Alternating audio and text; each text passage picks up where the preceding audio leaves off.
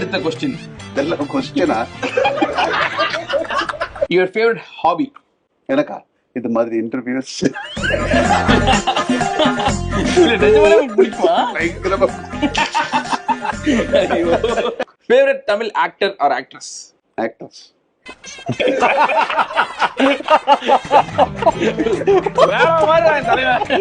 சொல்லக்கூடாது.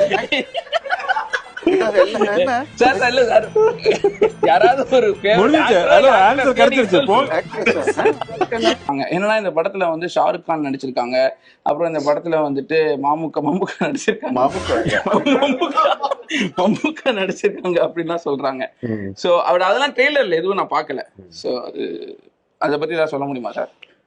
நிறைய பேர் ஷாருக் கான் பாவம் அவரு ஒரு சீன் நடிச்சிட்டு அதை கட் பண்ணி